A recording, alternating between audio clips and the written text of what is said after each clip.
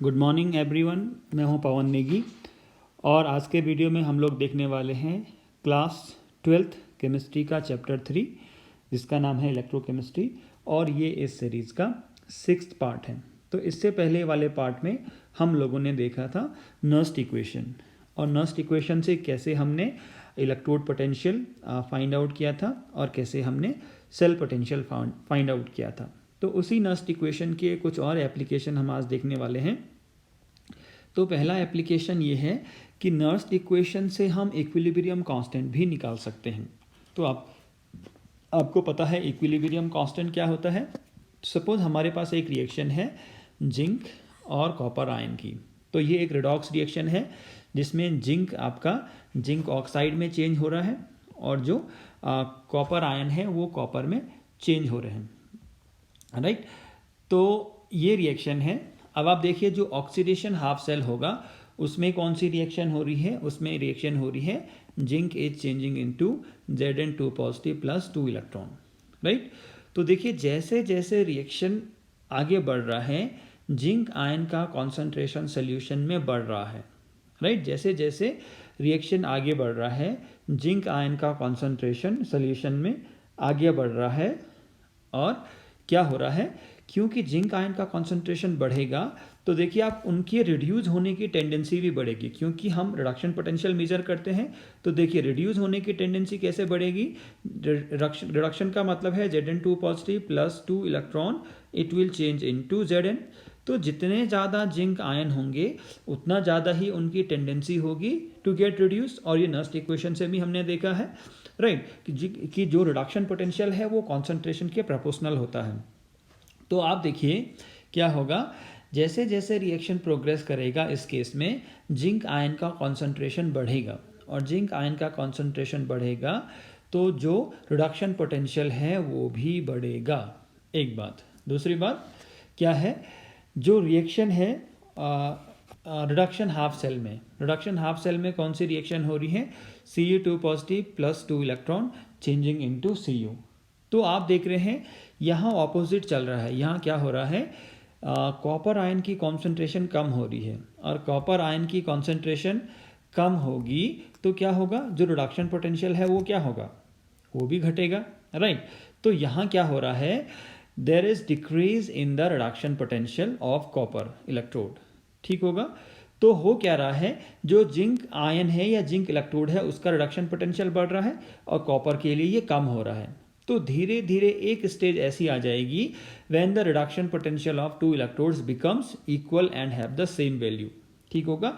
तो दोनों का क्या हो जाएगा, जो रिडक्शन पोटेंशियल है वो इक्वल हो जाएगा कुछ टाइम बाद, राइट।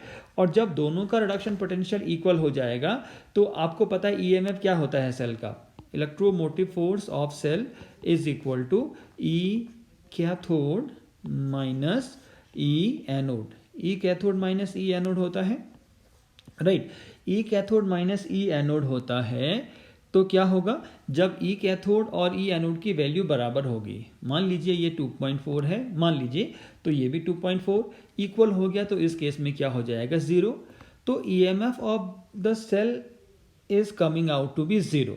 तो इसका क्या मतलब है, द रिएक्शन स्टॉप्स। जब आपको पता है जो ईएमएफ है that works as a driving force for the reaction, जितना ज़्यादा ईएमएफ होगा उतना इजीली रिएक्शन होगी।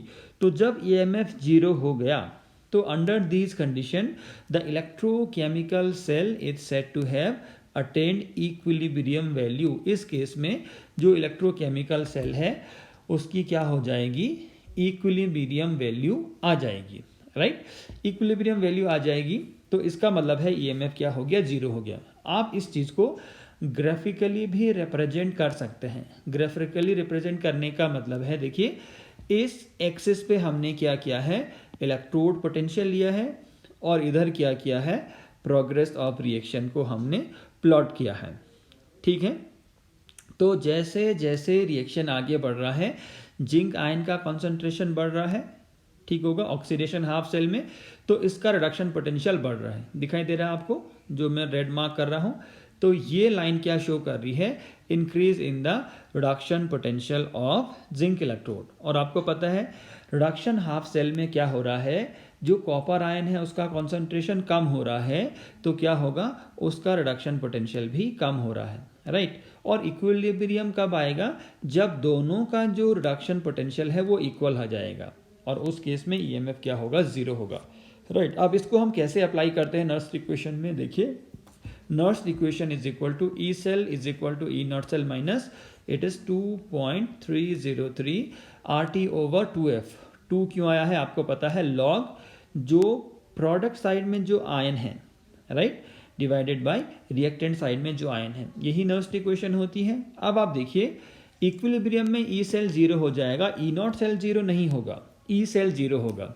तो ई सेल जीरो होने से ये क्या हो जाएगा, तो ई नॉट इधर आ जाएगा। So E naught cell is equal to 2.303 RT over 2F log concentration of ions on the product side divided by concentration of ion on the reactant side, right। और ये जो पूरा टर्म है यही क्या है दोस्तों, इक्विलिब्रियम कांस्टेंट है, Kc हम इसको कहते हैं।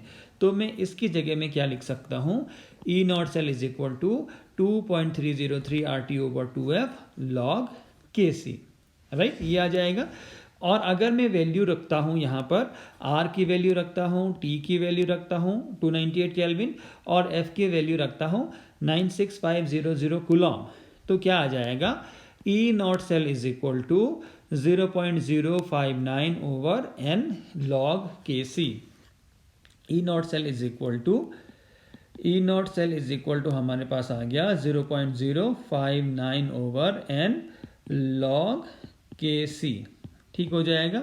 ये है 298 केल्विन पे। अगर टेम्परेचर 298 केल्विन नहीं है तो यहाँ पर 0.05 नहीं आएगा। तो this is what the relationship between what Kc and E naught cell, right. So E naught cell और Kc के बीच में क्या रिलेशन है, E naught cell is equal to 0.059 over N log Kc, यही रिलेशन है दोस्तों, राइट। इससे आपको कई सारे न्यूमेरिकल मिलेंगे जो हम आगे करेंगे। इसके बाद देखिए जो इलेक्ट्रोकेमिकल सेल है और gives energy of the reaction, ठीक है, इसका क्या रिलेशन आपस में है वो भी हम देख लेते हैं। देखिए इलेक्ट्रोकेमिकल सेल हमने कहा है वो क्या है, that in electrochemical cell the system work by transferring electrical energy through an external circuit. हम लोग पढ़ चुके हैं what is the working of electrochemical cell. तो उस इलेक्ट्रोकेमिकल सेल में क्या करता है, there is flow of electrons. आपने देखा है how an electrochemical cell works.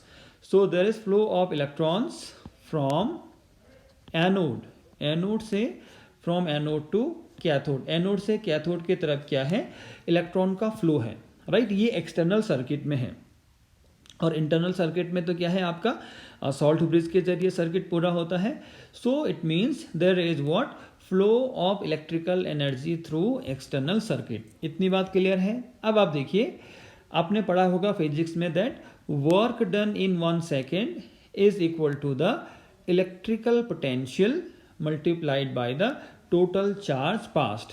तो इस पूरी प्रोसेस में कितना वर्क हो रहा है ये हम कैसे फाइंड आउट करते हैं, it is find out by electrical potential multiplied by total charge pass. तो ये है इलेक्ट्रिकल पोटेंशियल V जो दोनों इलेक्ट्रोड के बीच में है, और टोटल कितना चार्ज पास हुआ है उसको हम Q से डिनोट कर रहे हैं, right.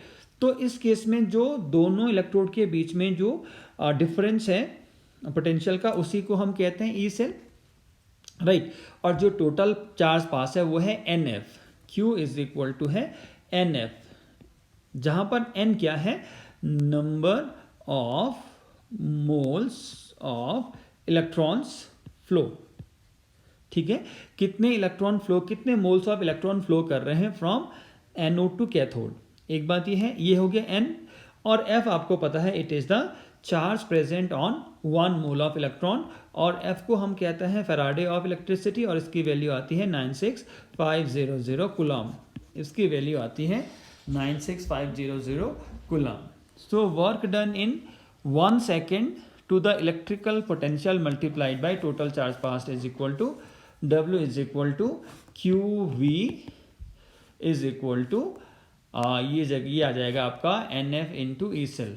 So W is equal to NF into E cell. एक इक्वेशन ये मान लीजिए।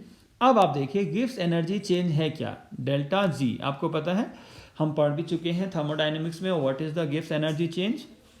सो डेल्टा आर जी का मतलब है gives energy change for the reaction. ये क्या है basically, it is a measure of maximum useful work that can be obtained from a chemical reaction. तो जो हमारे सिस्टम में जो भी केमिकल रिएक्शन हो रही है, इस केस में क्या हो रहा है, Zn plus Cu2 positive changing into Zn2 positive plus Cu। ये एक केमिकल रिएक्शन है, राइट। ये एक केमिकल रिएक्शन है और इस केमिकल रिएक्शन में क्या होगा, because it is a spontaneous chemical reaction, और इस स्पॉन्टेनियस केमिकल रिएक्शन में क्या हो रहा है, जो आपके केमिकल एनर्जी है that is being change into the electrical energy, और वो इलेक्ट्रिकल एनर्जी से कुछ वर्क हो रहा है। तो कितना मैक्सिमम वर्क इस प्रोसेस में हो पाएगा उसको हम कहते हैं गिव्स energy change. It is called the गिव्स एनर्जी चेंज, राइट। सो कुल मिला के जो डेल्टा आर जी हो गया, it is what the maximum work. ये क्या है, मैक्सिमम वर्क है। अब आप देखिए इन इलेक्ट्रोकेमिकल सेल में हमने पहले क्या पढ़ा, that maximum work is NF into E cell, ये हम पहले डिराइव कर चुके हैं। और जो चेंज इन गिव्स एनर्जी का कॉन्सेप्ट है, उसके हिसाब से चेंज इन स्टैंडर्ड गिव्स energy is also equal to maximum work, ये दोनों बराबर है। और जो मैक्सिमम वर्क है उसकी जगह में हमें पता है क्या, NF इंटू ई सेल। तो कुल मिला के हम क्या रख सकते हैं, जो चेंज इन गिव्स फ्री एनर्जी है उसकी जगह में हम रख सकते हैं NF E0 सेल, क्योंकि ये जो डेल्टा आर जी नॉट है ये भी डिनोट कर रहा है मैक्सिमम वर्क, और ये भी डिनोट कर रहा है मैक्सिमम वर्क। ये दोनों क्या डिनोट कर रहे हैं दोस्तों, मैक्सिमम वर्क डिनोट कर रहे हैं। तो इन दोनों को इक्वेट कर सकते हैं। एक और चीज यहां पर आपको दिखाई दे रहा है नेगेटिव साइन।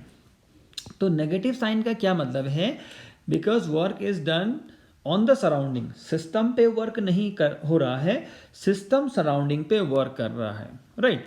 तो हम क्या लिख सकते हैं, delta R G naught is equal to minus NF E0 cell. Delta R G naught is equal to minus NF E0 cell, ठीक हो जाएगा। ये है आपके पास रिलेशनशिप बिटवीन चेंज इन गिव्स energy and E0 cell, right.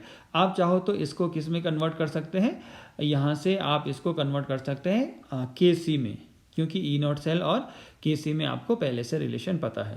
तो फिलहाल के लिए इतना ठीक है, दैट चेंज इन गिव्स free energy under standard condition is equal to minus NF E0 cell. तो E0 सेल आपको पता है क्या है, F पता है आपको, N पता है। तो ये रिलेशन भी बहुत काम आने वाला है आगे की न्यूमेरिकल प्रॉब्लम्स में, ठीक है। तो इसके बाद हम दूसरा टाइप का सेल देखने वाले हैं, जो है इलेक्ट्रोलाइटिक सेल, राइट। अभी तक हमने क्या देखा है दोस्तों, इलेक्ट्रोकेमिकल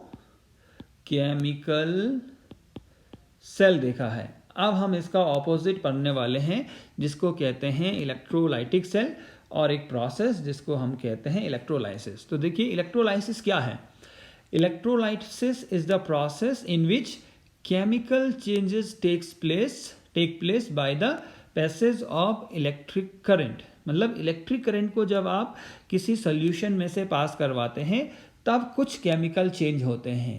तो ऑब्वियस सी बात है, ये रिएक्शन कैसी होगी, नॉन स्पॉन्टेनियस। तो आपने पढ़ा है, पहली स्लाइड में क्या पढ़ा था आपने, इलेक्ट्रोकेमिस्ट्री की डेफिनेशन पढ़ी थी, जिसमें क्या है, किसी स्पॉन्टेनियस केमिकल रिएक्शन में कि जो केमिकल एनर्जी है उसको हम इलेक्ट्रिकल एनर्जी में कन्वर्ट कर देते हैं, और जो नॉन स्पॉन्टेनियस रिएक्शन है, जो नहीं हो रही है अपने से, उस रिएक्शन को हम करवा पाते हैं with the help of electrical energy, right. तो अब हम क्या पढ़ने वाले हैं, ये दूसरा वाला पार्ट स्टडी करने वाले हैं, राइट। सो इलेक्ट्रोलाइसिस क्या है, electrolysis is the process in which chemical changes take place by the passage of electric current. Electrolysis is the process in which chemical changes take place by the passage of electric current। ठीक हो जाएगा। तो आप देखिए क्या होने वाला है। देखिए ये जो इलेक्ट्रोलाइटिक सेल है, the cell is use to carry out electrolysis are called electrolytic cell. मतलब जिस भी सेल में ये रिएक्शन हो रहा है, ये इलेक्ट्रोलाइसिस का रिएक्शन हो रहा है, उसको हम कहते हैं इलेक्ट्रोलाइटिक सेल। तो देखिए इलेक्ट्रोलाइटिक सेल में क्या है, हमें यहाँ पर एक एक्सटर्नल सोर्स ऑफ एनर्जी देना पड़ेगा। देखिए बैटरी आपको दिखाई दे रहा है, इलेक्ट्रोकेमिकल सेल में ऐसा कुछ भी नहीं था। ठीक है, एक बात ये नोट कीजिए। देखिए लेफ्ट साइड में वहाँ एनोड लिखा जाता था, यहाँ भी एनोड है। उधर कैथोड लिखा जाता था लेफ्ट साइड में, यहाँ भी कैथोड लिखा जा रहा है, ये तो कॉमन है। अब क्या करेंगे, जो टर्मिनल, जो इलेक्ट्रोड बैटरी के, आपको पता है ये बैटरी का पॉजिटिव टर्मिनल है, ये नेगेटिव टर्मिनल है। तो जो इलेक्ट्रोड बैटरी के पॉजिटिव टर्मिनल से जुड़ा है, that's why it has the positive charge, उसको हम कहते हैं एनोड। और आपको पता है इलेक्ट्रोकेमिकल सेल में एनोड पे कैसा चार्ज होता था, नेगेटिव। ये डिफरेंस है दोस्तों, राइट। और जो इलेक्ट्रोड बैटरी के नेगेटिव टर्मिनल से जुड़ा है, उस पर ऑब्वियसली नेगेटिव चार्ज आ जाएगा, और उसको इस केस में कहते हैं कैथोड। जबकि इलेक्ट्रोकेमिकल सेल में कैथोड में पॉजिटिव चार्ज होता है। तो चार्ज का डिफरेंस है, बाकी चीज़ें कॉमन है। ठीक है, अब आप देखिए इसमें हो क्या रहा है। बेसिकली यहाँ क्या है हमारे पास, there is what, molten solution of NaCl। Molten solution of NaCl का मतलब है NaCl को इतना हीट कर दिया गया है कि वो क्या हो गया है, मेल्ट हो गया है। NaCl को इतना हीट कर दिया गया है कि वो मेल्ट हो गया है, और मेल्ट होने के बाद वो किस फॉर्म में टूट जाएगा दोस्तों, ये टूट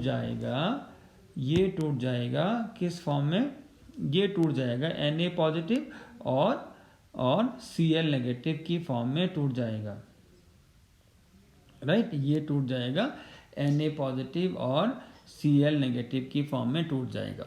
ठीक है, अब आप देखिए जो Na पॉजिटिव है वो कहाँ जाएगा, क्योंकि ऑपोजिट चार्ज में अट्रैक्शन होता है। So the Na positive will move towards the cathode, यहाँ इसकी तरफ मूव करेगा और वहाँ जाके डिस्चार्ज हो जाएगा, उसको हम आगे देखेंगे। और जो Cl नेगेटिव है वो कहाँ मूव करेगा, जो Cl नेगेटिव है वो पॉजिटिव टर्मिनल की तरफ मूव करेगा, राइट। क्योंकि ऑपोजिट चार्ज में अगेन क्या होता है, अट्रैक्शन होता है। तो पॉजिटिव एंड नेगेटिव की तरफ ये क्या हो जाएंगे, मूव हो जाएंगे। तो कुल मिला के आप देखोगे कि जो इंटरनल है, जो इंटरनल सोल्यूशन है, उसमें चार्ज का फ्लो हो रहा है, उसमें चार्ज का फ्लो हो रहा है। चार्ज का फ्लो का मतलब है यहाँ भी क्या है, करंट फ्लो कर रहा है, राइट। तो इसलिए ये जो सोल्यूशन है, they are what, the carriers of the electricity. और यहाँ पर कौन चार्ज कैरियर है, आयंस। जबकि एक्सटर्नल सर्किट में तो इलेक्ट्रॉन फ्लो होंगे थ्रू द वायर। इतना ठीक है। अब आप देखिए दोस्तों, the movement of ions in the solution is known as electrolytic, और आयनिक कंडक्टेंस भी कहते हैं इसको। और and it constitutes flow of electric current through the solution. इसकी वजह से क्या हो रहा है, इलेक्ट्रिक करंट सोल्यूशन में फ्लो हो रहा है, जो मैं आपको पहले बता चुका हूँ। अब आप देखिए जो कैटायन और एनायन है वो ऑपोजिटली चार्ज इलेक्ट्रोड की तरफ गए, राइट। जो कैटायन है वो नेगेटिवली चार्ज इलेक्ट्रोड की तरफ गए, और जो एनायन है वो भी क्या गए, वो पॉजिटिवली चार्ज इलेक्ट्रोड की तरफ गए। So the cation and anion get discharge at their respective electrode and they convert into the neutral particle. This is called the primary change. तो प्राइमरी चेंज में हो क्या रहा है दोस्तों, जो Na पॉजिटिव है वो क्योंकि नेगेटिवली चार्ज इलेक्ट्रोड की तरफ गया, तो वहाँ से इलेक्ट्रॉन को एक्सेप्ट करके ये Na में चेंज हो जाएगा, तो ये डिस्चार्ज हुआ ना, राइट, न्यूट्रल पार्टिकल बन गया। So this is what the primary change. In the same way जो Cl नेगेटिव है वो पॉजिटिवली चार्ज टर्मिनल की तरफ गया एक इलेक्ट्रॉन देने के बाद, तो ये किस में चेंज हो गया, Cl में चेंज हो गया। ये जब Cl में चेंज हो गया तो आप देखिए ये भी न्यूट्रल पार्टिकल है। So these two are what the primary changes. ये क्या है दोस्तों, these are what the primary changes. अब आप देखिए कभी कभी क्या होता है, जो प्राइमरी प्रोडक्ट हैं वो फर्दर चेंज हो सकते हैं और मॉलिक्यूल बना सकते हैं, राइट। तो उसको हम कहेंगे सेकेंडरी चेंज। देखिए द प्राइमरी प्रोडक्ट में बी कलेक्टेड एज सच, मतलब प्राइमरी चेंज के बाद कई बार ऐसा भी होता है कि कोई फर्दर चेंज ना हो, तो एक पॉसिबिलिटी ये है। और they undergo further changes to form molecule, वो मॉलिक्यूल भी बना सकते हैं। These are called the secondary product, इनको क्या कहेंगे, हम सेकेंडरी प्रोडक्ट कहेंगे। And the change is called the secondary change. देखिए ये तो प्राइमरी चेंज आपको दिखाई दे रहे हैं, राइट। अब आप देखिए कि जो Cl है वो तो क्या है, काफ़ी रिएक्टिव एटम है, तो दो Cl के एटम आपस में कंबाइन करके Cl मॉलिक्यूल बना देते हैं। तो इसमें आपको सेकेंडरी चेंज देखने को मिल रहा है, सोडियम के केस में नहीं था ऐसा। सो आपको समझ में आया what are the primary changes and what are the secondary changes.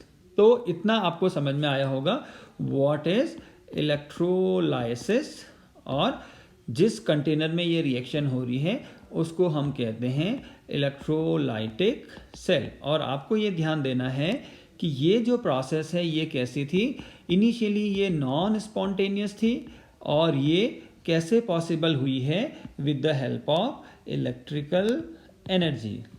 Electrical energy की हेल्प से ही ये रिएक्शन क्या हुई है, पॉसिबल हुई है। ठीक है, अब नेक्स्ट टॉपिक हम लोग देख लेते हैं फेराडेज लॉ ऑफ इलेक्ट्रोलाइसिस। तो इलेक्ट्रोलाइसिस को और डिटेल में समझने के लिए फेराडे ने कुछ लॉ दिए हैं, दो लॉ बेसिकली दिए हैं। सो फर्स्ट लॉ हम देखने वाले हैं, क्या है फर्स्ट लॉ, क्या है दोस्तों, देखिए। तो ये जो फर्स्ट लॉ है ये हम अगले वाले सीरीज वीडियो में पूरा करेंगे। फिलहाल के लिए इतना ही दोस्तों। So thank you for watching this video, thank you.